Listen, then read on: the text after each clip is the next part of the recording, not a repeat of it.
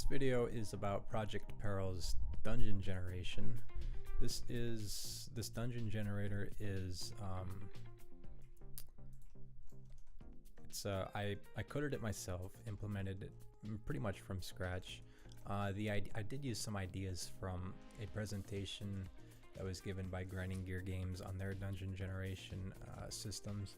I did use some ideas from there, but apart from that, this dungeon generation system is pretty much my own blood, sweat, and tears, and a lot of hours of debugging and headaches.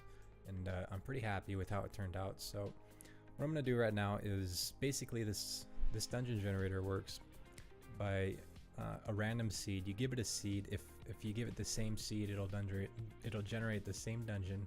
If you give it a different seed, it'll generate a different layout, but it's parameterized by a graph that looks like this. So you can see here the graph is kind of box shaped, kind of rectangular shaped.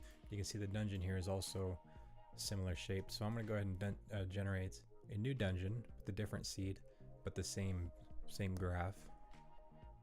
You can see that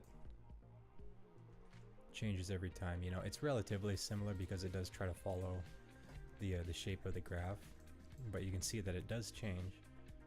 There's a little bit of procedural generation there. Alright, so what I'm going to do now, just to demonstrate the power of this dungeon generator, is I'm going to change the graph. I'm just going to start by drawing a line down the center like that. Just something simple. Okay, so I'm going to generate. You can see that there is now a pathway going across diagonally. And if I keep generating, it's a little bit different each time.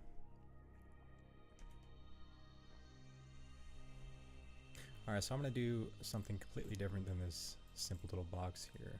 I'm going to do here, why don't I do something like this? Let's make a triangle with a little pathway that goes out there, and then let's do another little pathway that goes up here, and I'm going to change the size. Since we're increasing the size, it might generate a little bit slower since more data to process. I'm going to go ahead and generate this and see what this looks like. Alright, you can see the camera clipping a little bit here. I can actually try to fix that. Set this to 2000. And turn off gizmos just so it runs a little smoother. Yeah, you can see it. There's the shape of the what we just drew in the designer here.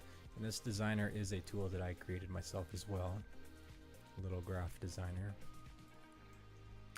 So I'm gonna go ahead and generate another one just to do it, I guess. See that same layout, but it's different every time, but it's the same basic layout. So I'm gonna go here. I'm just gonna make this really small, and because it's now so small, it's not gonna actually have enough room to create this kind of layout. So it might just look like a basic room. Oops, I forgot to save it.